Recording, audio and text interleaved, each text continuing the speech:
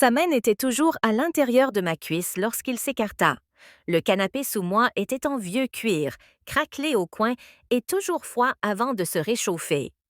Je sentais encore la chaleur de l'endroit où il avait été, son poids entre mes genoux, la tension dans ses bras alors qu'il se retenait, même si tout en lui poussait vers l'avant. Mes jambes s'étaient repliées à mi-hauteur de ma poitrine, non par pudeur, mais pour empêcher cette sensation de se répandre trop vite. Je le sentais encore en moi, même s'il n'était plus là. Et je détestais que ce soit déjà fini. Je me suis mariée jeune, j'ai élevé un fils que j'adore et j'ai construit un foyer chaleureux et routinier. L'amour pour moi était silencieux, constante, comme le bourdonnement du réfrigérateur ou le grincement familier du plancher près de la porte de derrière. Je ne cherchais jamais de surprise. Je n'en avais jamais eu envie, mais ce jeudi matin-là, tout a basculé. La cuisine sentait le pain grillé et le café. Un léger parfum de liquide vaisselle aux agrumes flottait dans l'air. J'étais debout, pieds nus sur le carrelage frais, à couper des fraises pour les crêpes. Un plaisir rare en semaine. La radio jouait une vieille chanson des années 70, quelque chose qui brouillait le temps, comme si j'étais de retour dans la cuisine de ma mère, dans le Missouri. J'ai entendu la porte de derrière claquer, pas claquer, juste se refermer doucement, puis des pas, lourds et déterminés. Adam, mon fils, il avait 29 ans et était revenu à la maison 2 mois plus tôt après une rupture dont il parlait rarement. Il avait l'air fatigué, d'une fatigue que le repos ne pouvait pas atténuer. J'ai essayé de le contacter par petites touches. Ses plats préférés, son linge propre, un espace douillet, mais il est resté distant, comme s'il était coincé derrière une vitre. Je me suis retournée pour le saluer. « Bonjour, mon cœur, le café est encore chaud. » Il n'est pas allé prendre le café, il est resté là à me regarder, ni triste, ni en colère, juste plein d'énergie, comme s'il avait gardé quelque chose en lui trop longtemps. « Maman, dit-il lentement, je peux te dire quelque chose? Je fermai le robinet et m'essuyai les mains, bien sûr. Il s'approcha. Il n'y avait que l'îlot central de la cuisine entre nous. J'ai fait un rêve la nuit dernière, dit-il. Tu étais dedans. On a parlé de choses dont on ne parle jamais, de ce que je m'étais toujours senti invisible. Je suis restée silencieuse, le laissant parler. À mon réveil, j'ai réalisé qu'il y avait beaucoup de choses que je ne t'avais jamais dites, des choses que j'avais enfouies, comme le sentiment de solitude que je ressentais même lorsque nous étions dans la même pièce. Ces mots m'ont frappée. Je me suis agrippée au comptoir sans le vouloir. « Je ne te blâme pas, ajouta-t-il doucement, j'ai juste besoin de quelque chose de différent de toi maintenant, de quelque chose d'honnête. » Et puis il a dit, « J'ai besoin de te voir non seulement comme ma mère, mais comme une femme, comme quelqu'un qui compte. » C'était cassantien et chaud. Parfois, j'aimerais pouvoir arrêter le temps. Tu as déjà ressenti ça? J'ai scruté l'angle de sa mâchoire au clair de lune. « Oui, ai-je dit doucement. » Plus que tu ne le penses, il m'a regardé et pendant une seconde, l'atmosphère entre nous a changé, plus calme, plus profonde. Puis il a souri, s'est levé et a dit « Bonne nuit ». Je suis restée dehors plus longtemps, une chaleur naissant de façon inattendue dans ma poitrine. Ce n'était pas de l'attirance, je me le suis dit. C'était juste le fait d'être vue. La journée du lendemain a commencé doucement. J'ai fait des crêpes. Il m'a aidé à nettoyer le garage sans qu'on me le demande. On a joué de la musique, Fleetwood Mac, et je l'ai taquiné quand il a chanté avec moi. « Ma mère m'a élevé avec tes playlists », a-t-il dit avec un sourire.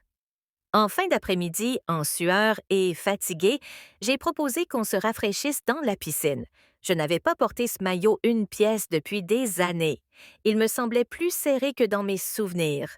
Quand je suis sortie, il était déjà dans l'eau, flottant paisiblement. « Entre », a-t-il dit, les yeux fermés. L'eau était chaude, on a barboté et discuté, rien de grave, puis il m'a regardé. « Tu ne souris pas beaucoup. » Cligner des yeux. « Je le fais. » « Pas vraiment, dit-il. Quand c'est vrai, ça illumine tout ton visage. J'ai essayé d'en rire, mais ça m'est resté. Il ne me voyait pas comme l'ami de quelqu'un. Il me voyait juste cette nuit-là. Je n'arrivais pas à dormir. Sa voix résonnait dans ma tête. Son rire, la façon dont ses yeux croisaient les miens sans sourciller. Quelque chose se réveillait en moi, quelque chose que j'avais enfoui depuis longtemps. Le lendemain matin, je me suis levée tôt. Le soleil n'était pas encore levé. J'étais assise avec mon café, fixant la douce lumière qui se répandait dans le jardin. Je me suis dit que cette sensation passerait. Puis j'ai entendu ses pas, pieds nus sur le parquet. Mon estomac a tremblé. Il est entré, les yeux endormis et les cheveux en bataille. Bonjour, tu es levé tôt, ai-je dit. Tu veux des œufs? Nous sommes passés. Le matin s'écoulait lentement, moi qui le cuisinais à côté, l'observant d'une manière qui me rendait à la fois nerveuse et curieuse. Quand je lui ai tendu son assiette, ses doigts ont effleuré les miens. Une seconde, mais cela a réveillé quelque chose. Tu as toujours l'air si calme, a-t-il dit pendant que nous mangions. C'est ta façon de dire que je suis ennuyeux? Et c'est non, a-t-il souri. Tu donnes à cette maison un sentiment de sécurité. Je ne savais pas comment réagir. J'avais passé tellement de temps à être celle qui maintenait les choses ensemble, qui donnait l'impression que tout était facile. Mais l'entendre signifiait quelque chose. Il me voyait. Après le petit déjeuner, nous avons repris nos routines. Il a lu sur le porche, j'ai fait de la lessive, mais les nuages d'orage sont arrivés dans l'après-midi et nous nous sommes retrouvés à l'intérieur ensemble. Nous nous sommes assis aux extrémités opposées du canapé, tandis que la pluie tapait aux fenêtres. J'ai allumé quelques bougies. Nous avons feuilleté un vieil album photo, Tile. Je ne me retirai pas. Je posai ma main doucement sur sa poitrine à travers son T-shirt, puis la baissai. Il s'avança légèrement.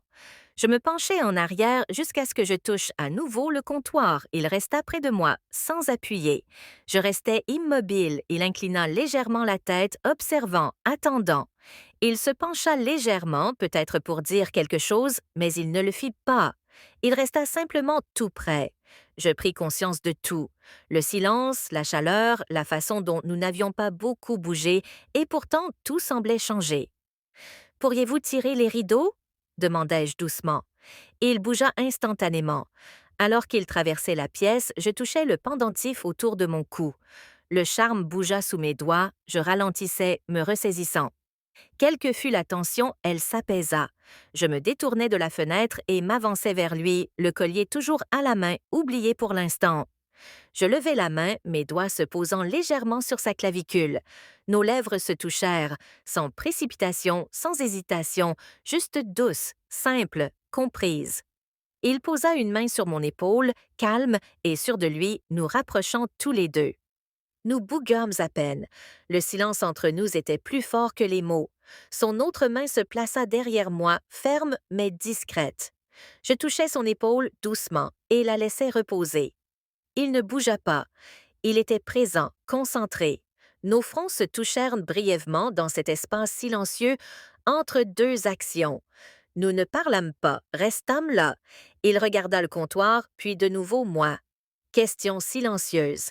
J'acquiesçais d'un petit signe de tête, silencieux.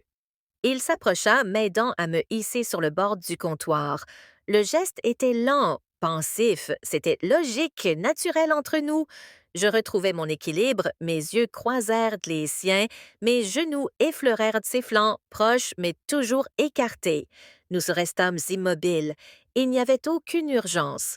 Je levai la main vers son visage, mes doigts glissant sur sa tempe pour ramener son regard vers le mien. Nous nous embrassâmes à nouveau, plus lentement, plus confiants, plus familiers. Rien d'autre ne bougea. Le silence gardait tout le silence. Ma main se posa sur son épaule. La sienne resta à ma taille, sans la serrer, juste là, me promettant discrètement qu'il n'irait nulle part. Le silence nous enveloppa. Tout ce que nous avions porté était déjà entre nous, réel, partagé, compris. Il se recula légèrement pour croiser mon regard. Je lui adressai un léger signe de tête. Il n'en fallut pas plus. Il m'aida à descendre doucement, sa main sûre. J'atterris doucement, restant près de lui. Il ne recula pas. Ensemble, nous retournâmes dans le salon, nos pas légers sur le parquet. Je posai ma main sur son bras, sentant le calme qui s'installait entre nous. Nous ne parlâmes pas. Le silence était chaleureux, confortable. Sur le canapé, nous étions assis côte à côte. Nos regards se croisèrent à nouveau, tenant toujours ce qui n'avait pas besoin de mousse. Le baiser resta avec nous, sans hâte, sans exigence, comme si le temps avait suffisamment ralenti. Mes mains se posèrent légèrement sur son épaule. Il se pencha juste suffisamment, sans rien demander de plus, juste présent. Une douce chaleur se répandit en moi, non pas due à un acte précis, mais au poids de tout ce qui nous avait conduits ici. Un léger son m'échappa, mi-surprise, mi-émerveillement, comme si je venais de réaliser l'importance de ce moment. Sa main trouva la mienne, une prise légère et facile. Aucune pression, juste une douce promesse. Le monde s'immobilisa, plus rien d'autre n'avait d'importance. Je penchai la tête en arrière, les yeux fermés. J'inspirais la proximité, la sensation d'être vraiment vue, et pendant un battement de cœur suspendu, le temps s'arrêta. Non pas à cause d'un mouvement ou d'un bruit, mais parce que tout semblait complètement, indéniablement,